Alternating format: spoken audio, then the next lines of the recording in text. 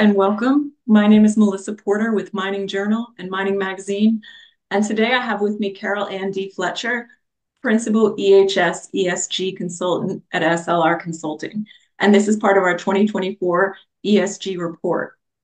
Now, today we're going to be discussing how to navigate requirements around social performance and governance. Welcome. Thank you. All right, so the first question. Can you talk more about the gap in understanding what and how social issues are addressed? And the second part of the question is, what examples of this have you seen in the mining industry?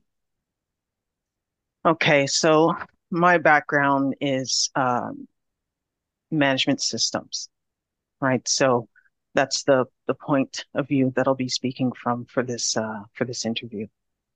So the issues that I'm seeing is around consultation, Mhm. right? Basically, not operationalizing governance for the various mines, especially since they have various locations. So being able to implement their documentation and the processes in place. So those are the two big ones. Um, Also, not understanding how to implement resolutions for any consultation feedback that they're getting through that process. So those are the big ones. So it's causing an issue in terms of robust engagement and being able to resolve issues and moving their projects forward. Now, SLR mentions four key areas that the industry is facing around the social part of ESG. Can you give me examples of these and tell us how, in your opinion, we can do better?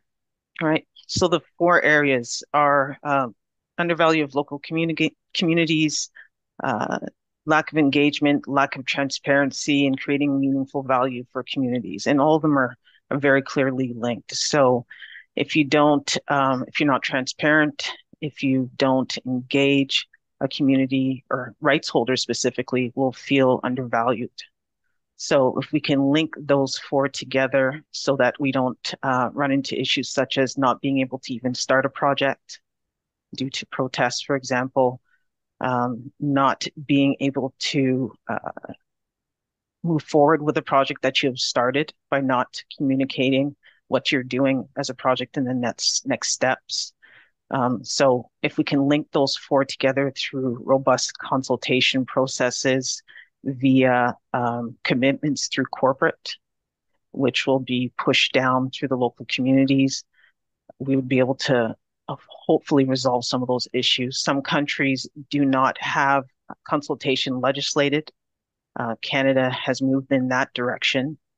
So that is a positive step forward. But for those places that don't have this legislated, we would want companies to go above and beyond and ensure that they have robust engagement processes that are meaningful and develops trust between those right holders, also stakeholders, so that the project can be an engagement process and move forward. Thank you. The last question I have is, what are some examples of governance challenges that good accountability can improve upon? All right, some examples of governance challenges. So not having a consultation process in place that's robust, not even if there's governance in place, not having uh, interacted with maybe your local sites through various locations and receiving their feedback. So from a management system process, as a corporate body, you should engage the local facilities or non-local facilities throughout the world, receive their feedback on your procedures or standards, um, provide some assurance, go out and do audits and insurances, receive feedback to see if the process is actually effective. If you find gaps, uh, go out there, get feedback, and again, for these standards, make sure that you revise your processes so that they actually are implemented properly from a policy perspective. And I think a big piece of governance is training. So ensuring that everyone understands the intent of the policy and the standards and ensuring that it's rolled out effectively and that it's going according to plan. And then the overall piece is just, continual improvement. So not just putting a governance piece in place and leaving it, going back to revisit it regularly to, again, make sure that it's working.